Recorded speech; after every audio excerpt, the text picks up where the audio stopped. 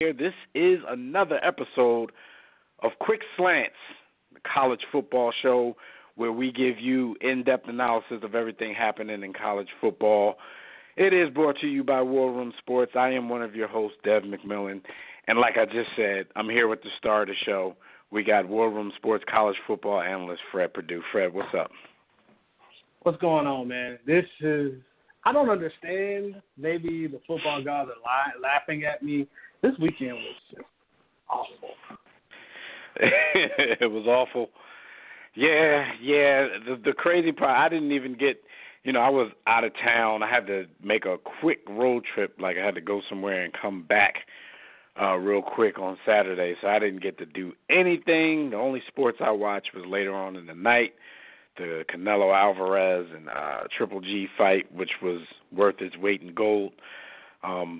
Another great one, but I didn't get to sit down and check out any college football. So we're going to jump right into it, hear some of these stories about what's going on, and maybe Fred can catch me up on what's happening in the world of college football. The first thing I want to talk about is Nick Bosa, who's reportedly out versus Tulane. Now, what's up with Nick? One Nick of the Bosa bros. Nursing an abdominal injury and a groin injury. He looked like a man amongst boys yet again against TCU. I saw the blowout coming. It started off a little rocky, but that defense isn't going to miss him too much. It's Tulane this week, and by the way, Urban Meyer's coming back from his quote-unquote suspension. So what a great time for him to rest up and get ready for the following week. So it's kind of like a bye week for him. No doubt. Well, let's talk about what I like to refer to as urban renewals. Urban Meyer has returned. The first order of business upon returning to his squad is to issue another apology. So what's your thoughts on his situation, any lessons learned? We know Ohio State, they took advantage of the situation and, didn't fall behind. They did what they had to do. What's your thoughts on Urban coming back and his apology? Apology? His sorry, not sorry? It was kind of weak. If you really didn't do anything and you felt so innocent, why are you apologizing? I mean, if you bump into somebody, that's I'm sorry, maybe not, But if you hit a guy too hard on the field, you may say I'm sorry, my bad, but if you punch a guy, I mean, that's the sorry, not sorry. I mean, that's really just how it works. So back to business as usual, where coaches can do anything they want, but don't sell weed out of your house, sell your jersey for money, even though you're broke, and definitely don't transfer within college. No doubt. Follow the rules, young men, and you'll have nothing to worry about. All pun intended. All pun intended. All right, so what else is happening in the world of college football? UCLA and Chip Kelly still stink, but parents and players are starting to get a little vocal about it. So what's going on in Southern California with your man Chip Kelly? Yeah, has he not only been exposed in NFL football? Has he lost his touch in college? Or is it just too soon to think we're going to get that Chip magic on the college level? I think it's a little bit premature.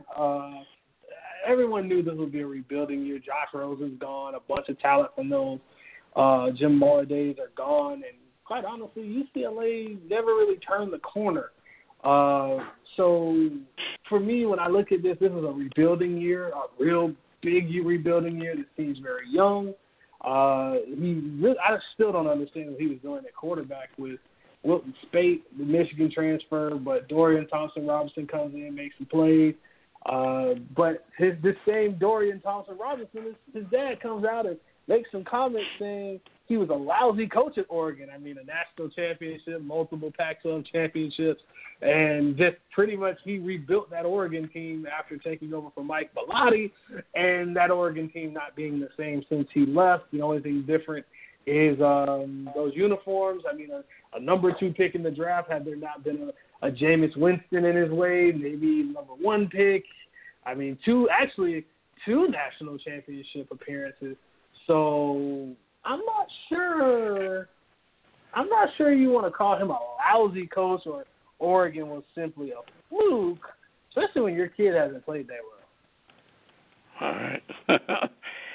All right. I mean, at this point, if they're not doing well, of course these parents can use Chip Kelly as an excuse. I tend to think that it's a part of the NFL effect. Like Chip Kelly, ever since his foray into the NFL, he started off with a bang, ended as like the clown of the show. So now, his name, even back in the college ranks, it's not ringing bells the way it once did. He has to get that respect back. He has to earn that respect back. So until he again becomes one of the top coaches with one of the top programs in college football, I think there's going to be a little bit of disrespect on the part of fans, parents, maybe some student athletes that play for his program. So we'll see how he works his way back out of that. But since he left the NFL the clown of the show, I think some people are still going to kind of scapegoat him and use him as the clown of the show. All right, but hold your head up, Chip Kelly, and you still got the dude, D-Jax, mad at Philly because of what you did. but it's all good. All right, so in the latest AP poll, we got LSU climbing the ranks. What's that going to mean for the Tigers? Well, my prediction was right. I said that they're in the Tiger Bowl. The Tigers would win. The Tigers I picked, not so much. But this LSU team, they look really good on defense. Kind of scary good on defense. I tweeted out throughout that game, they look fast and aggressive. They actually look like what I thought Miami would look like on defense. That hurts a little bit. But seeing this team, how they manhandled that Auburn offense, and because that Auburn offense is supposed to be able to go up and down the field on teams, especially with a quarterback like Jarrett Stidham who can throw the ball. That was always their weakness. LSU took away the run, they took away the pass. Yeah, the offensive side, that's another story. But you've beaten a top 10 Miami team, you've beaten a really good Auburn team, and now you're in position to at number 6 now to climb even further. The only people that you have ahead of you right now, Georgia, Alabama, Clemson, Ohio State, Oklahoma, probably all 5 of those teams are just a smidge better on any given day. But the SEC, that whole SEC thing, it's back. And that LSU-Alabama game might mean a lot more than we think. All right, sounds good.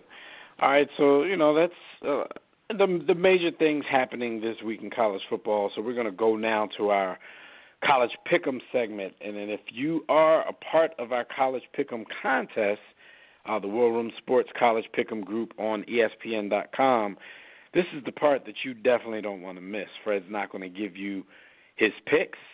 He's not going to flat out give you the answers to the test, but he's going to show his work. He's going to show you how he's going to come up with his answers. So if you're listening and you're taking notes, you might be able to get something out of the jewels that he dropped. So we're going to start the Pick'em segment with number 8, Notre Dame, facing Wake Forest. What do you think about this one? Seems pretty cut and dry to me. Not so fast. Not so fast, my friend, as my good old buddy Lee Corso said. This Wake Forest team can score points. This Notre Dame team defensively, I'm slightly going the other way on them after an early beatdown of Michigan, where I thought maybe this Notre Dame team might be pretty good. Brandon Wimbush still doesn't look like a good enough passer. This team's going to hang around in that top 10, top 15. But until they play a real team, they're going to be in some real those kind of battles where the score doesn't indicate maybe how much this team struggles to throw the football. Offensively, I thought they'd be a little bit more explosive, especially going to a more passing-based offense, a rhythm passing offense. They'll win. I think Notre Dame will get a nice little struggle out of Wake Forest, but you never know. You never know. Vanderbilt kind of gave them a little bit of a struggle. That was a pretty dang good defense. All right. I tend to think Vanderbilt's a little better than Wake Forest right now, but we'll see. We'll see. Um, let's go. Let's talk about Vanderbilt.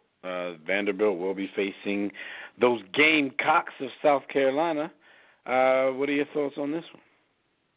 The last time I talked about the South Carolina team, I said a potential upset could happen. The only upset that happened was that those Gamecock players went home. Well, they went home upset. Well, not really, and they were at home. But that Georgia team came in and just smacked them in the mouth. Maybe they licked their wounds a little bit and they can come back against a Vanderbilt team that has a pretty good defense. This is probably the best defense that Derek Mason has put together. He's coaching for his job at this point, I think. If not this year, next year. Kyle Shermer's a pretty good quarterback. I don't know what in the hell Will Muschamp has been doing offensively. I think he's taking over the offense again. That you don't come out with a game plan of we're going to just come out in 5 wide, and we're just going to sling it around the yard. That's not what you do well. You're a physical football team. Be physical. Hit people in the mouth. Run the football. Maybe they'll do different. All right. We'll see. All right, let's take it to number 17, TCU versus the Texas Longhorns. Hook 'em horns. The one thing we learned about last week when it came to Texas was that USC was just a bad football team after we thought maybe they'd grown a little bit despite losing Sam Darnold to the NFL. J.C. Daniels is young, Amon St. Brown, he's very young. Those two are going to be a really good tandem, just not last week. One thing we learned about Texas defensively, they're still pretty good. Offensively, not so great. For offensive coach Tom Herman's really gonna have a little bit of a struggle here, finding guys to fit that system. TCU can score points. Sean Robinson is a really, really good dual threat quarterback. Turpin at wide receiver is a really good dynamic player. This is going to be a very, very interesting one. If Texas loses this one, they could lose some ground in recruiting. Maybe the hot seat it gets a little hotter on Mr. Herman, and who knows? Gary Patterson has a pretty good defense as well.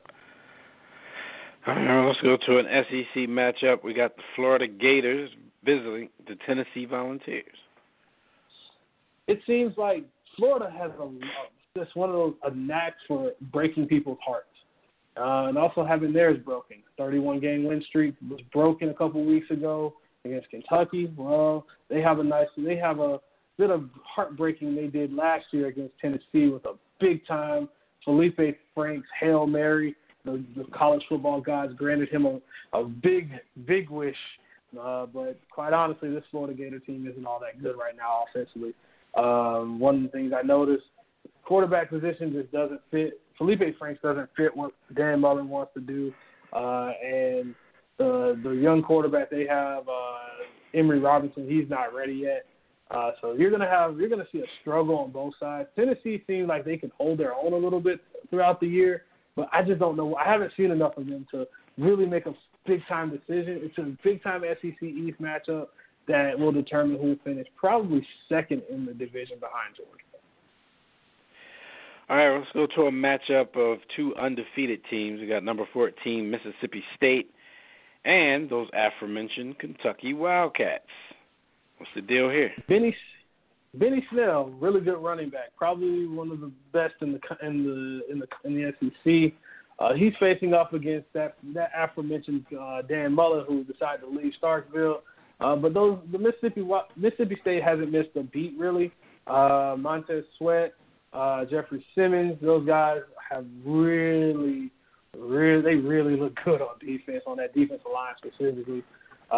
Nick Fitzgerald came back from suspension week 1, so I expect a lot of fireworks in this one. Josh Allen, not the quarterback who stunk it up for the Bills on Sunday, but the other Josh Allen, the linebacker for the Wildcats. Really good player, has a chance to be in the NFL. It's going to be a nice duel of quarterback versus linebacker. Who's going to win? You never know, but I have a good feeling the SEC West has a good crop of teams, so you never know. All right, and this one, I was actually going to skip this one, but I'm gonna let you get yours off on here. We got Troy versus Louisiana Monroe. Any tidbits for this one? Troy is a really good team. Pulled off a big upset over the last week. I don't really want to call it an upset. But for me, when I look at a team like this, I call North Texas. I called North Texas this past weekend. I also called Troy over Nebraska. Nebraska just didn't have their quarterback in Adrian. Adrian Martinez didn't have him. Despite being a freshman, he looks like he could be a pretty good freshman. So you got two smaller group of 5 schools that are really high-powered offenses, a group of older guys that are able to go into hostile environments, an SEC and a Big Ten environment and make plays. UL Monroe doesn't go away easily. Always remember UL Monroe. You can always stick a feather in your cap. You beat Nick Saban at Alabama at least once. So, but this isn't Alabama. This is a Troy team that can put up points quickly. Buckle your seatbelts. All right, we got Michigan State, number 24. Excuse me. Let me put some respect on your name. Number 24, Michigan State versus those Hoosiers out in Indiana. What's old Sparty going to do? Sparty, this is not your Le'Veon Bell Sparty. This isn't your Kirk Cousins Sparty. This isn't even this isn't the Sparty I remember from years past. Lewerke is a good quarterback, but otherwise I don't see a lot of dynamic pieces here. They'll be able to handle Indiana pretty well, but it's going to be, if you muck this game up, make it a dirty game. Just make guys make tackles, make guys maybe hit a guy a little late. That's how Indiana stays in this game. Dirty the game up. But who knows? North Antonio's been in worse situations. This is Sparta! If you had him, you'd win the game easily. No doubt. We got a battle of 2 undefeated ranked teams. We got number 7 Stanford going against number 20 Oregon. Good old pack matchup. What do you see? Stanford didn't have Bryce Love, no problem. Oregon with Justin Herbert, not a big fan of what I've seen from him. For him to be the guy as far as NFL quarterback prospects are concerned. Mario Cristobal and company still put up big numbers, but it's Oregon and they haven't really played anybody. This Stanford team has at least been challenged with a USC team. So for what I want to see is how physical can Stanford be? Well, how many times will they hand the ball off to Bryce Love? Because if they are just physical like they always are with these Oregon teams, they have a good chance of winning this game by just tiring the other team out. The thing is, this isn't your Andrew Luck Stanford, and this isn't your Marcus Mariota Oregon. So a lot of things have changed at both of these institutions. All right. Up next, we got number 18, Wisconsin versus the 3-0 Iowa Hawkeyes. This Wisconsin team really let me down last week. First off, you don't lose games like that. You don't lose games like that. Let me repeat that one more time for the folks that are out there and those Wisconsin players that literally just let BYU cross the – you let a bunch of Mormons beat you. I'm just going to call it the way I see it. You let Mitt Romney and them beat you, okay? So, by the way, you have a Heisman caliber running back. You have a pretty decent quarterback, and you have home field advantage. How did you lose this game? I don't understand it. But, Wisconsin finds a way, and Tanner Mangum seems like how we always talk about how J.T. Barrett's been in school forever? Tanner Mangum has been in school forever. I feel like he's about 35 years old, even after his nice trip, his 2-year trip. I just don't get how he's still in school. But Jonathan Taylor behind that, you don't lose a game after 25 carries and 117 yards. So I feel like this Wisconsin team is going to have to be a little bit more physical up front. You're going to need a little bit more from Jonathan Taylor in that offensive line. Alex Hornibrook needs to be a better player. this Iowa team hasn't really been tested yet, so I want to see what they can do in the trenches. Kirk Ferentz is always one of those coaches that preaches being physical. They did beat Iowa State, and they also did beat Northern Illinois. So we'll see how they fare against some real competition. So a good old this game, as far as college football is concerned, these two teams play more like old school NFL teams. You'll see a lot of under center, fullbacks, tight ends, real tight ends that can't catch a football to save their life. That's what you're going to see in this game. No spread stuff. So if you like old school football, you sit on the couch with old Gramps and listen to the stories of 3 yards on the cloud of dust. All right, and last but not least, we got Arizona State versus number 10, the Washington Huskies. Arizona State, you had a big win against Michigan State, and then you laid an egg. You got complacent. Hello? You played to win the game, but you didn't play to win it. You just played. You didn't put your name on it. I don't know what you did because you lost. You lost to San Diego State, and it doesn't compute here. You win big at home against a big opponent, and then you lose to an opponent that's probably a little bit more inferior than you are. And now you have a good team. You have a good team in Washington coming in, where everyone thought this Utah team had a chance against them, and Washington just put it on them. Jake Browning's a good quarterback, folks. Please pay attention. He's a really good quarterback, at least at the college level. He will slice and dice you. And if you have this is going to be one of those games, I think, when it's Pac-12 after dark. And quite honestly, I don't appreciate that because, I have a thing about these Pac-12 games where I have to stay up late when I want to go home. I just want to go, take a nap, get a little sleep for the NFL games the following day. Can't do that with these Pac-12 after dark, guys. You got to do better. You got to do better at 10:30 start. But Washington is a 17.5 favorite. That's how much how much Vegas thinks of good old Arizona State after a big win. So Jake Browning all the way. All right, and there you have it, folks. That's your Pick'em segment of Quick Slants. Like I always tell you, look, man, do what you will with the information. Fred did not give you the answers to the test, but he was gracious enough to let you know how he came to his conclusions that will remain secret until we see the scores from the Pick'em. We got an 8-person group here, and Fred is currently in the lead. He's the leader in the clubhouse. Guys, the whole point of playing the game is to beat Fred Perdue. So we can't let him, just kick us around. So let's step it up. Let's use some of that knowledge he gave us. Let's make some educated, some intelligent picks, and let's get it in. All right. So as usual. Speaking of that, before you move on, speaking of that, LSU, I have a bone to pick with you. The refs bailed you out.